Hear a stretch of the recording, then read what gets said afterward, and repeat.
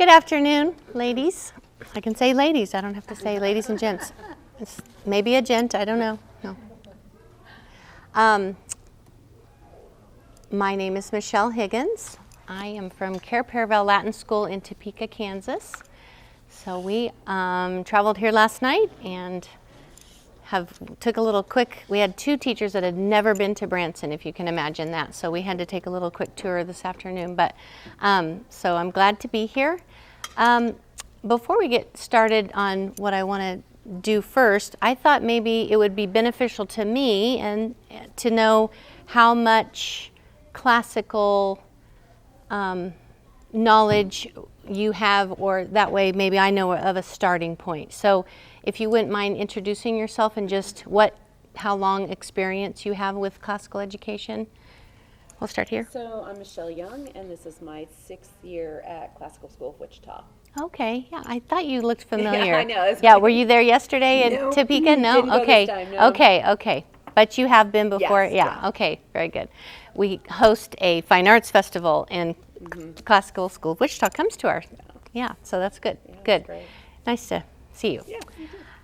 Melanie Brookie, and this is my 5th year at Grace Classical Academy in Springfield. Okay, nice. I'm Judy Darty, and this is my 15th year at Grace Classical Academy in Springfield. Okay. Now, has that school always been classical? Yeah, okay. I'm Angie from Ozarks Christian Academy in West Plains, and it's my 2nd year at classical, but I was a special ed teacher for 20 years in public school. Okay, very nice. There's a wealth of knowledge right over there. Yes. Hi, I'm Kendall Reeves. This is my 3rd year at Providence Classical Christian Academy, Warren, Northwest Arkansas. Okay, nice. Okay. I'm Charlotte, and this is my 3rd year also at Providence. Okay. But my boys go to school there, and we're a university model school, so I homeschool them. Oh, okay. Oh, so that university model means where you do both a little of this and a little of that? They go to Okay. school on Tuesdays and Thursdays, Okay. and we work from home on Monday, Wednesday, Friday. Very nice. Okay, very good. And then, I'm Teresa Broussard from Louisiana, and we've been homeschooling with Classical Conversations for the past 4 years. okay. And And I'm Julie Conroy, and I've been at Care Paravel Latin School in Topeka for 21 years. she's really just here for moral support. But I rooked her. One person, I said, just one person, just to have a friendly face. So I am a little nervous. First time here. But great. That's great. Thank you. If you're like me, I think I feel I've taught for 17 years at Care Paravel, and I feel like maybe just in the last 5 years do I actually finally get it. I think classical model is just abstract enough to be hard to understand sometimes, and all of the things that I think are, and obviously still learning all the time. So I want to start with, I'm picking on you today, you're first. Thanks. So I want you to tell me something about an eagle. Anything you can think of. What's the first thing that pops into your head when you think of an eagle? Regal. Regal. Ooh, that's a good one. I haven't thought of that. Okay. And now I want you to tell me something else about an eagle. It was almost not our country's bird. Oops. I knew I was going to do that. It was almost not. It was almost not our country's bird. Okay. Nice. Just anything you can think of. They don't get a white head for 5 years. Ooh. I should have known you would have known something fabulous. Here. Tell me something else you know about an eagle. What does it make you think of? Anything at all? I once saw bald eagle dumpster diving in Alaska. Wow. Cool. Very crazy. Very nice. Okay. All right, we're coming to you. See if we can get it to really fly. Oh, not bad. Okay. They can have a wingspan of about 8 feet. Nice. Very cool. All right, see if you can toss it. I don't know, wherever you want to toss it. There we go. Majestic. Majestic. Makes you think of majesty. Yeah, doesn't it? I don't know. Get your baseball self on. Yeah. Yeah. Don't knock over any drinks or anything. Hot coffee everywhere. Not bad. Not bad. What did we learn in that last session? Well, yarn is, I'm just kidding. Yeah. If you learn nothing else, right? Powerful. Powerful, okay, great. Hold on to it and then just pass it to her, yeah.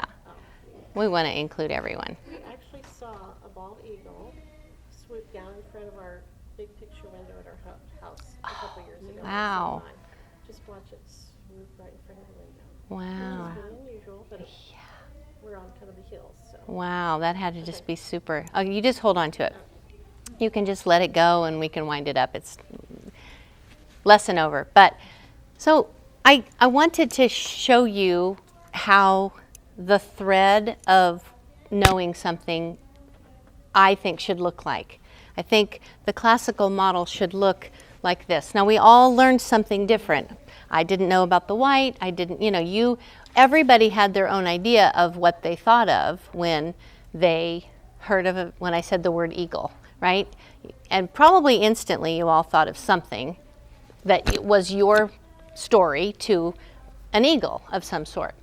And so I want to just point out that that's what I think classical education, a child's classical education should look like. It should have all this thread of different things that they've learned along the way, rather than a thread that just went from here to here to here to here. And I mean, we know, yes, we start out with our ABCs and then we learn, A, B, C, A, and T put together says cat. Yes, I know there is a natural progression. But what I think is unique about classical education is that you have it, you start out with things, you introduce subjects, anything, and then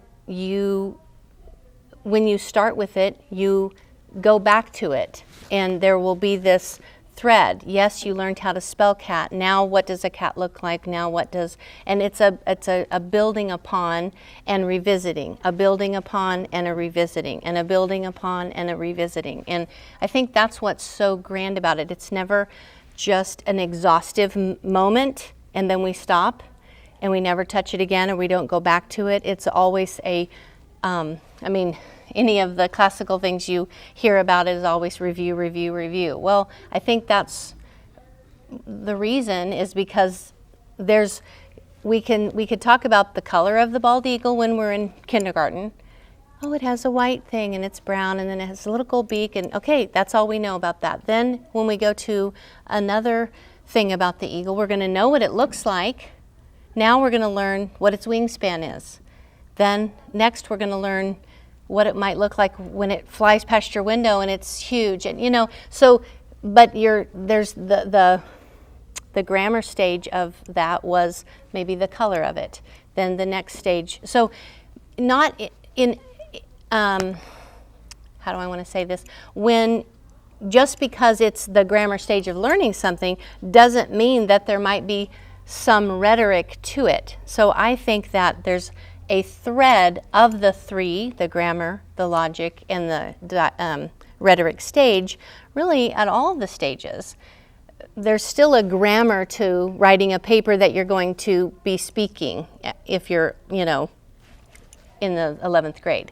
There's still a rhetoric to saying, this is my eagle, it is brown, and I named him Henry. You're still, you're still having that rhetoric moment. So that's what I mean by the thread, that I think, yes, while there are the three stages, and I think they're all very distinct and we focus on them, I think that's all fantastic, but I think that the thread is the important part. So anyway, I want to, one of the phrases I'm going to be repeating several times are that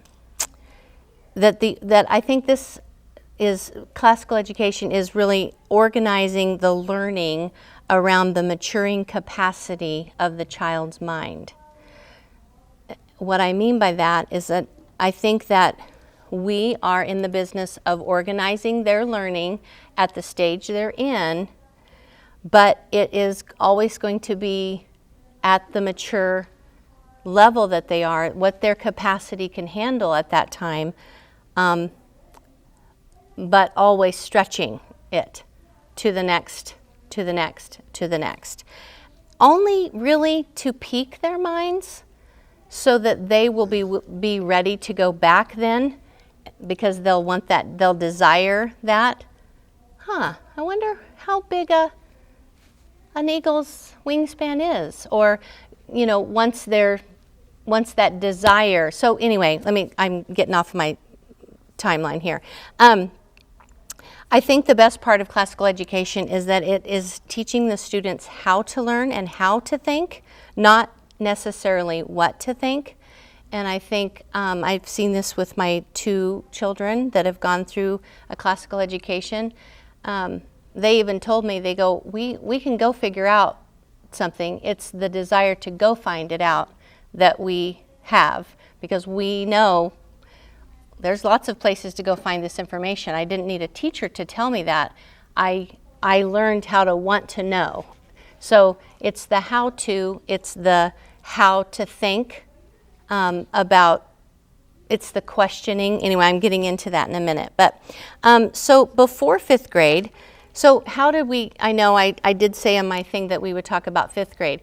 I teach 5th grade, so I feel passionate love for 5th grade. I love the age. I feel like I have the best age, the best part of the job, because I'm not wiping noses and bless you for doing that, and I'm not putting up with their, you know, I already know everything kind of thing. So I feel like I have the best. But the before 5th grade, you know, how do we get to the 5th grade where there's this middle ground where we're not really grammar, but we're really not logic, and we're definitely not quite rhetoric. So that's why I feel like 5th grade's kind of that really middle stage. So how did we get there? Well, in kindergarten, and I've given you this outline, and I'm not here to sell curriculum or anything. I like what we use, and I can talk to you about that later if you're interested. I think it's, as we all teachers know, you're always looking, you know, there's one curriculum never has just absolutely everything that you want. So we're always pulling from different things, and so that's what we do too, of course. But I do think that one thing our school does really well is that I think we do several things. We integrate, we try very hard to do our history and our Bible and our writing and all things are collaborative. They are all integrated. We are always looking to tie things together. So if we're talking about an eagle in history or art or something, we're also bringing it out in, you know, music or some other way. Eagle might be kind of hard to do in music, but soar like an eagle. I don't know. Anyway, you know, or an eagle's wings. There we go. See, okay. So I knew there's got to be something. But so, you know, there's always a way to tie these things together. And I think our school's particularly good at that. So I asked my kindergarten teachers, I said, so what do you do for kindergarten in history, or what do you do in history in kindergarten? And she said, well, we really just try to figure out what is history. I thought, oh, so great. Yeah, of course that's what you're going to start with, you know? And so they're really just trying to figure out what history is. And then, but in 1st grade, then they kind of think of the big history moments, the Columbuses and the Pilgrims and the, you know, presidents, and they touch on that. Then in 2nd grade, second grade history and Bible are all about Egypt and the Exodus, and those things tie together. And then in 3rd grade, they go to Greece and Rome, and Bible and history kind of split a little bit, and then they come back again in 4th grade. I mean, you know, so there's all these things. Well, then in 5th grade, we touch on where we are in American history. So then we've gotten to that point timeline-wise, which I know is like this. But in 5th grade then, when we Also art. I want to make sure I point out art because we do have a great art program where our art teacher always tries to collaborate with the teachers. So if they're reading the Boxcar Children and they talk about violets, then she will have them do violets. Or they're doing a penguin program and they paint black and white things. And so there's always, again, the thread is all the way through with each subject, trying to get kids to make all those connections with each other.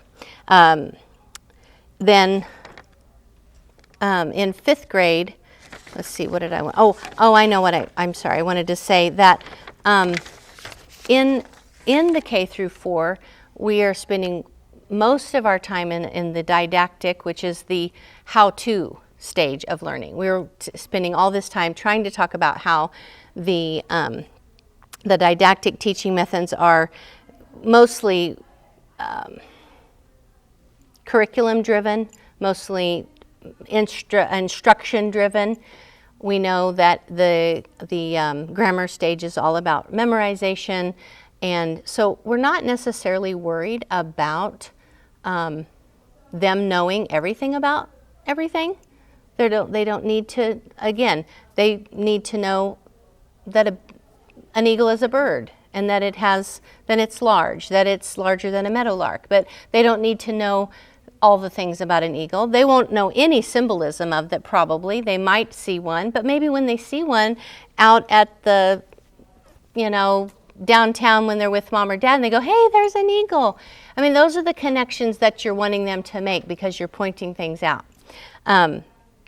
So then there's not much Socratic method yet, but a little bit. Again, one of the things that I think is so fantastic about the classical education is that you are providing this open conversation. You're starting the conversation. What do you think about an eagle? Are you scared of it? Do you like it? Is it pretty? Is it scary?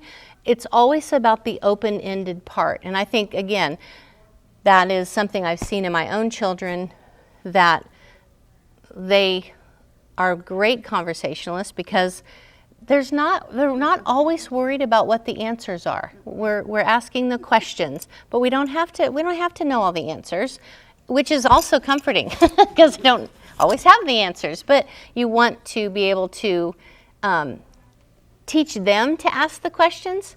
You see some green grass, you say, why is it green? Why wasn't it purple? I don't know. These are the things that you want them to ask. I was never a good questioner. I still don't feel like I am, but I think I'm better at it because when you're a teacher, you actually learn more probably. That I think that that's the one thing that I think I love that I do see in my children, but also the school children. They'll ask questions, and I don't feel worried about saying, I'm not really sure. Let's look that up. Let's figure that out. Where could we find that out? I mean, what's wrong with that, right? We don't need to know. And I think it's great, just on a side note, for us to be humble enough to not always know the answer. I don't think we need to be that person in their lives, because there is always a time where we get to, that's all I know about that, and so it's okay to still be willing to go, and then we're also modeling to them that, we don't have to know it all. So again, the important, I think, is asking the questions and keeping an open mind. In 5th grade, back to 5th grade, we're going to move out of the didactic stage, the how-to, just a little, backing out a little bit more, and move to a little bit more Socratic, where you're going to have more conversations with your novels. You're going to have, the Bible conversations are awesome. They're really starting to understand. So one of the things we have in 5th grade, we start with the Gospels. Up until that, they've been just Old Testament learning up until then. So 5th grade's the first time that we have the Gospels, and we only have the Gospels. We don't do anything else with the New Testament other than the Gospels. And so we're able to really focus in on that. It's a lot about understanding, of course, what Jesus was doing. So it's really Jesus' life of Christ, really, is what it is through that whole time. Then well, no, don't let me move on yet. So it's hard. I'm not sure whether to go to by subject or by grade, but I'm sorry, I'm a little off. But just not really. What I want to, let me go back to on the early grammar school thing when I talked about these rhetoric opportunities, because I want to point out that through these other subjects, you also have rhetoric opportunities.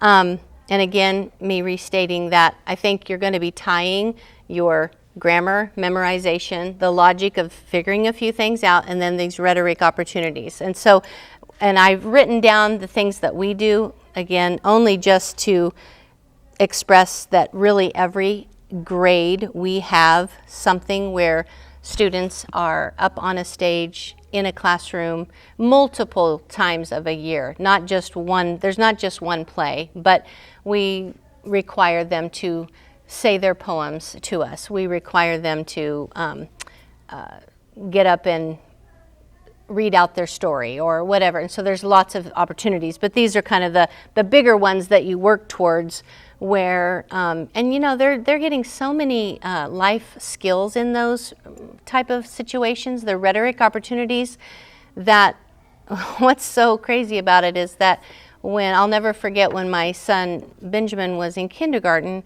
and if you knew him now, you would not believe me, but it was in kindergarten, and they wanted him to go up and just hold the flag for the kindergarten roundup. You know, they just wanted the cute little display of these cute little kindergartners holding up the flags, and so they wanted him to go up there and hold the flag, and he was just terrified, crying in the hallway. No, I don't want to go on stage. And then, I mean, you probably don't even believe me, but you know, then because, and this happens so many times. I had a mom tell me yesterday, I didn't finish the story. Anyway, sorry, so now then, you know, when he gets in 4th grade, he's Charlie Brown, you know, because he's like Mr. Hot Stuff on the stage. He not worried one single bit. Broke his arm, went on with the show anyway, you know.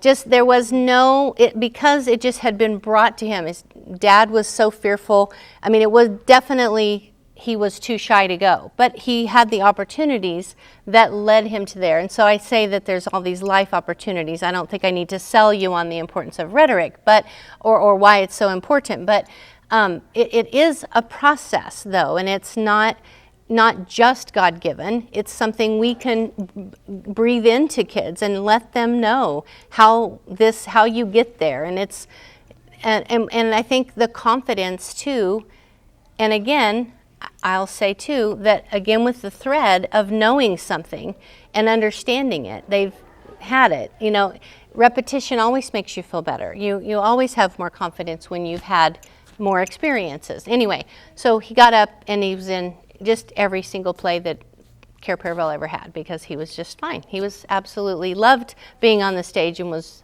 very good at it and enjoyed it. But I had a mom tell me yesterday that she said, I can't believe my child did that.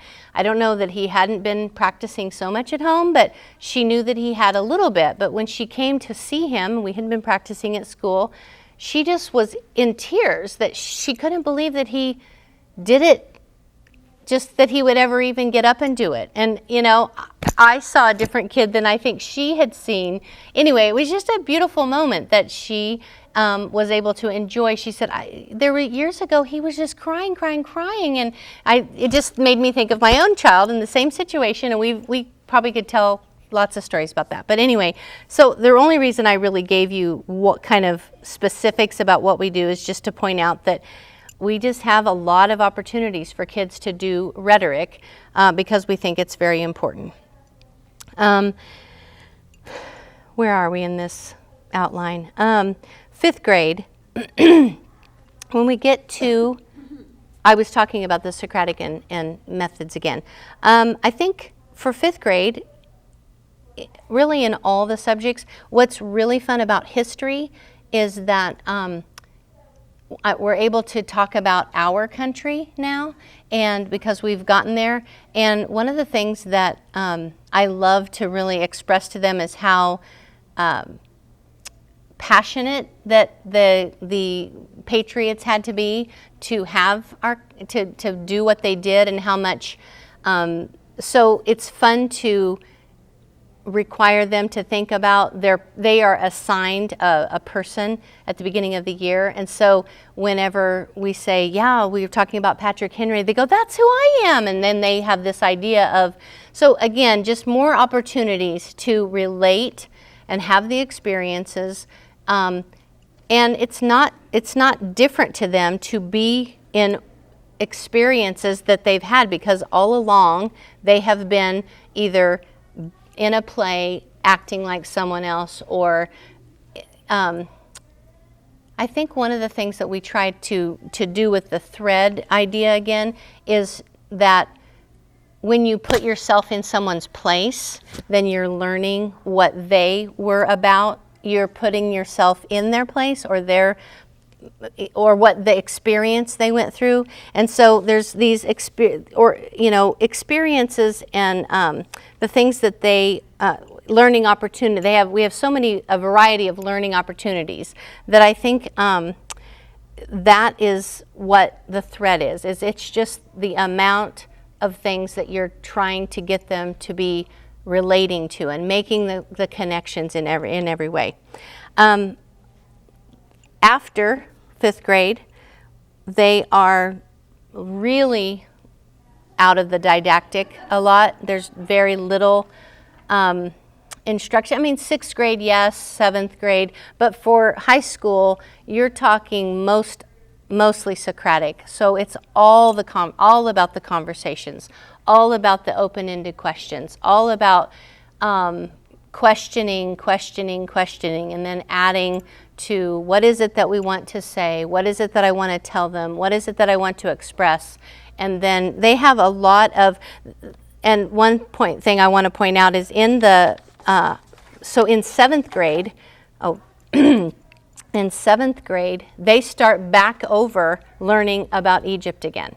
And so again, after you've had it in 2nd grade, in 7th grade, you're talking about Egypt again. But because this teacher isn't going to have to go back and show them where Egypt is, they're going to talk about what the culture of Egypt is, and then they're going to talk about the history of Egypt. And so, again, you had this, yes, it was 2nd grade, but they're going to know where Egypt is by now, right? They've had the continents, they've had the geography, they've had the Bible part of Egypt. Now they are prepared to add to what they had but now it's probably a lot more, since we've left didactic, we're more on the Socratic, we're asking those hard questions, we're asking them to the whys. Why does Egypt do it this way? Why is their culture, how did it develop this way? And so I just think it's so amazing. And then I was asking our high school teachers, and so then 9th and 10th grade do the Middle Ages, and then the 11th graders are finishing up with modern age, and they are, which is what the 6th graders did. So there's this mirror of things that go on, and I think there's lots of curriculums, classical curriculums that do that. I know ours, we do Veritas, but they don't do Veritas in the high school, but they do then just mirror it from where we were at, and they repeat it and do it again, except obviously at a higher level. But what I want to say is that when I say that you're organizing the learning around the maturing capacity of the mind, that's and maybe that seems a little duh, I guess. I don't mean it that way. But I think that it's important to note that if you didn't have the foundational part of it, and I've asked other friends that don't go to classical schools about how they do that, and there isn't a follow-through. It's a lot, we just teach it this one time, and in 4th grade we learn about this, but they don't ever revisit it. And I can't even really relate to that. And I can't even imagine that you can't learn everything about American history in 4th grade. You can touch on it, you can learn the basics, but then you're supposed to go back and visit it. And then in 5th grade we learn a lot of basics, but in American history in 10th grade, they're going to find out really a lot more about why our founding fathers were involved. But they will not have to go back and teach them that it happened. They're going to be teaching them why it happened, And then same thing with every subject, really. That is the idea. Obviously, the grammar.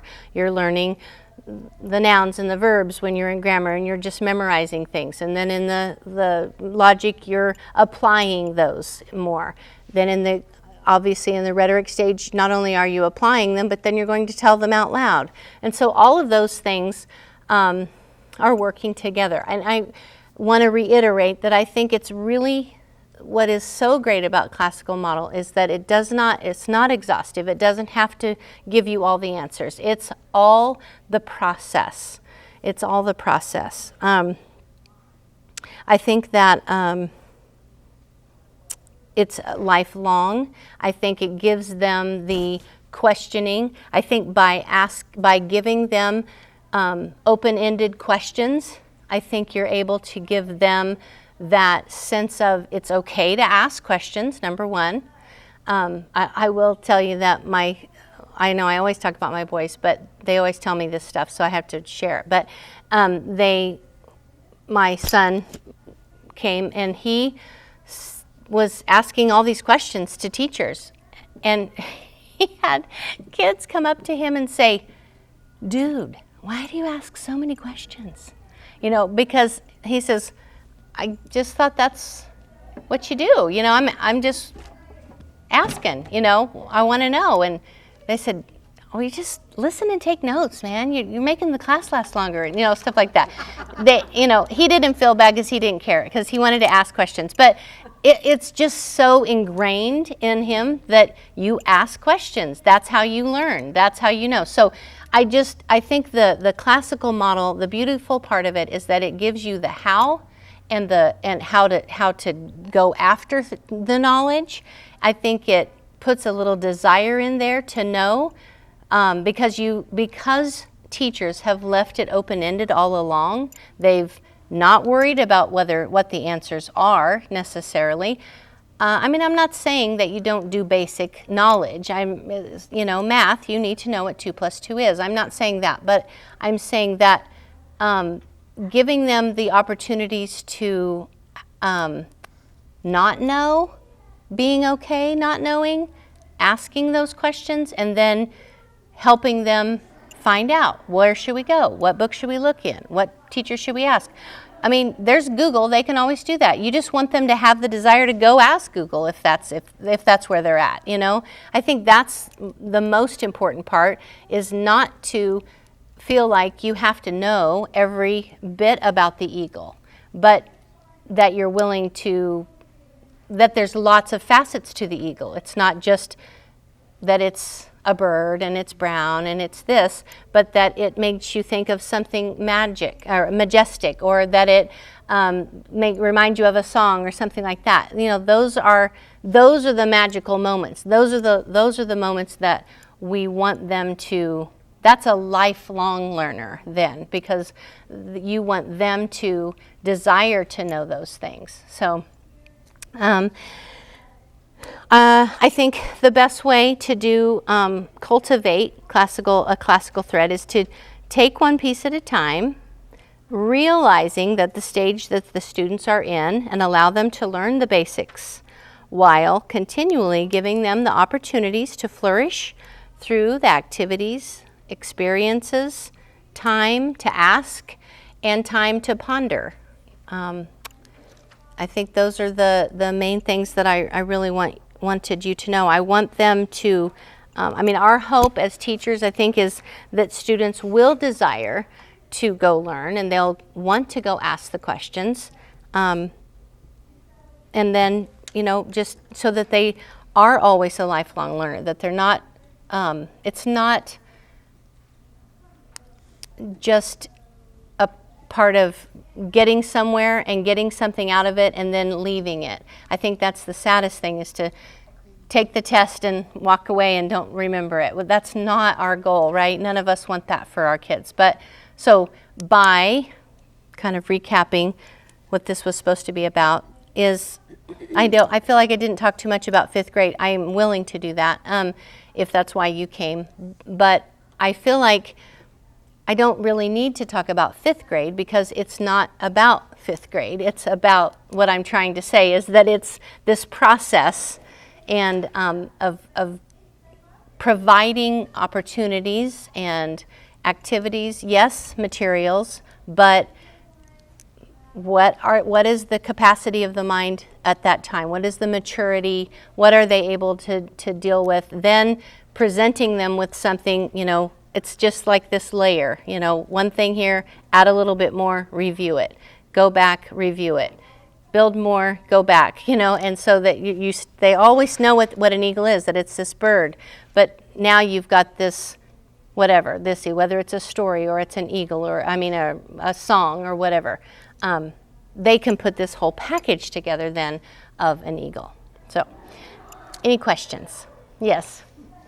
Can you tell just a little bit about living history and how you involve your reading and then what you do at Living History and how the children present it, because it's really quite special. Okay. So I don't know how much, we have the literature that we have, we read we read Blackbird Pond, which is about the Pilgrims. We read Johnny Tremain, which is all about American history.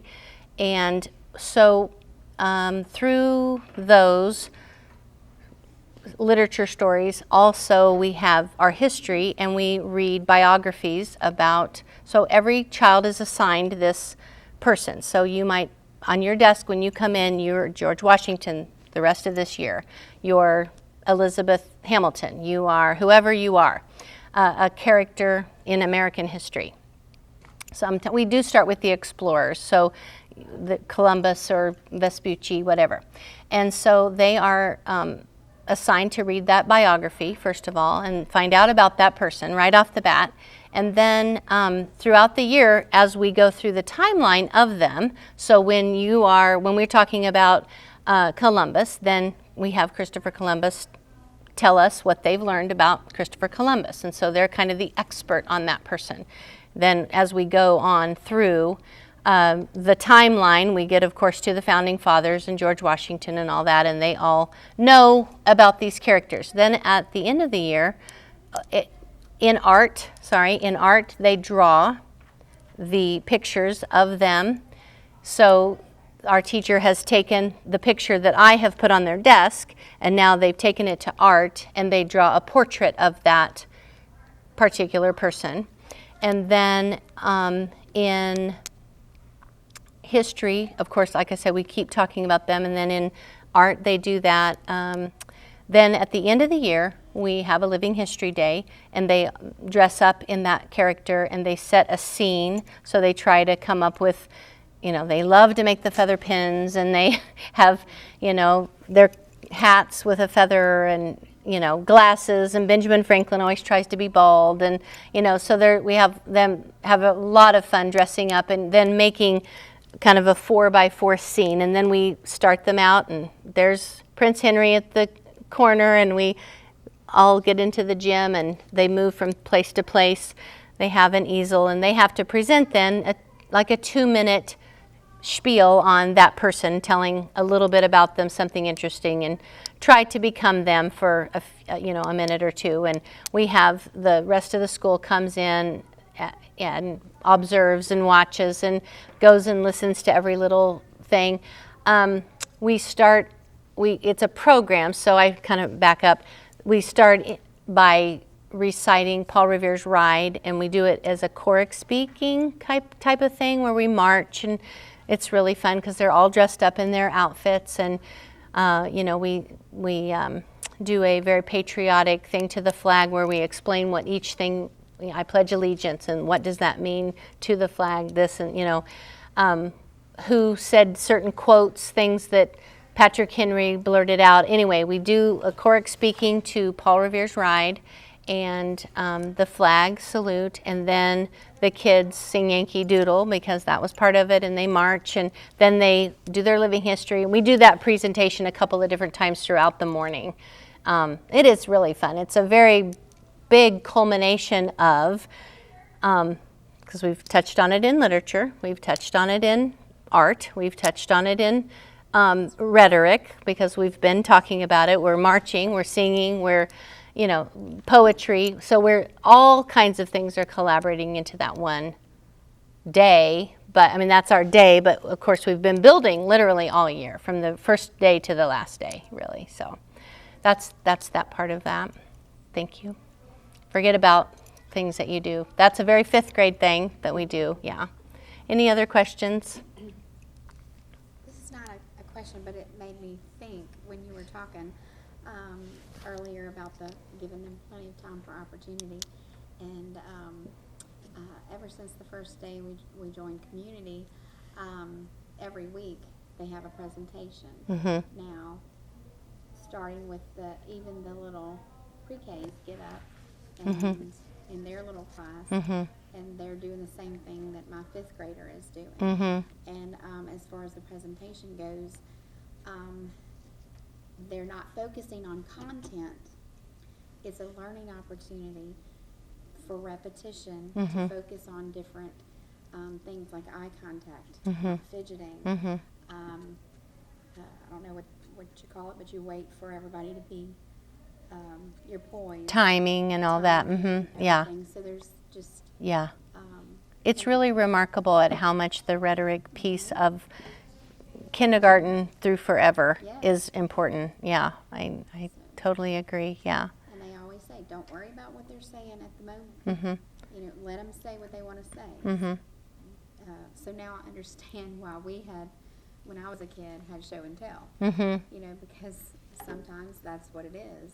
Yeah. And I noticed when one new little girl who was severely shy came into the group, I've seen her progress, because now she can say, hi, my name is, and here is my stuffed animal, and that's all she'll say. But at first she would just get up there and go, and sit down, So, but she's getting this every It's week. such a life skill.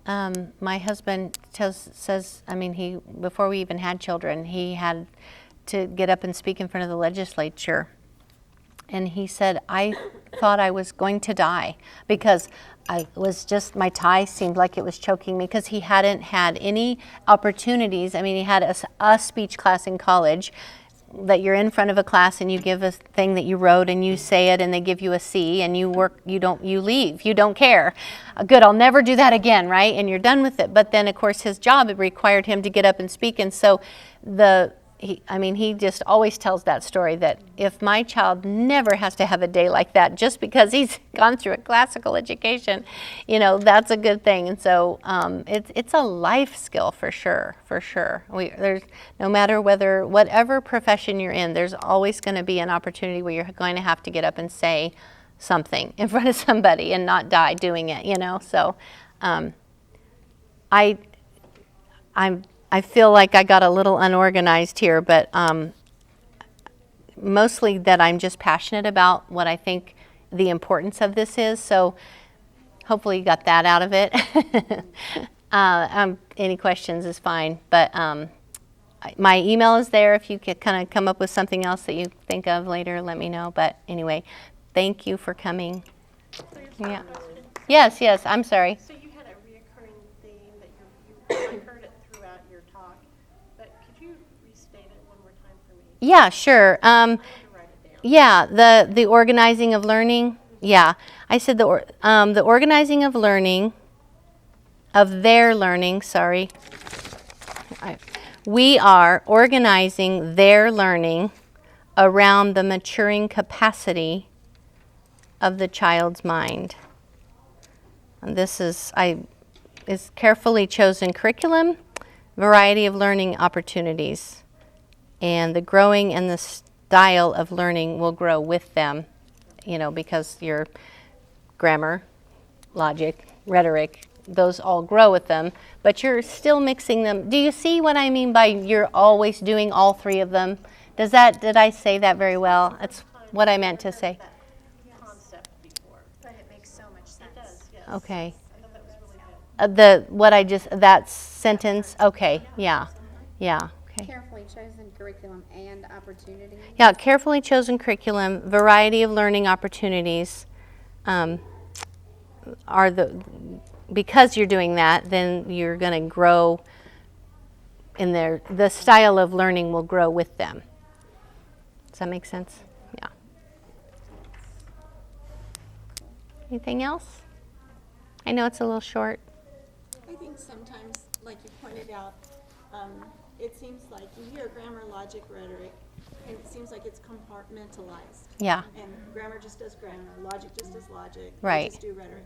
But it's not true. It's the woven thread that you're talking about all through all the grades. Yeah, everywhere. I think if we all stopped and thought about exactly what we're doing, you know, maybe I didn't point out as many logic stage things, but that's just, you know, the logic of something, you know, and so I think kids definitely get there. Some definitely get there earlier than others, you know. There's kids that's their skill set is more logic and less grammar of memorizing, or there's way less rhetoric. They're way too shy, but then they get there. So, you know, that's the liberal arts education, is to be this well-rounded, I've got it memorized. I've learned how to memorize. I mean, that's a huge thing too.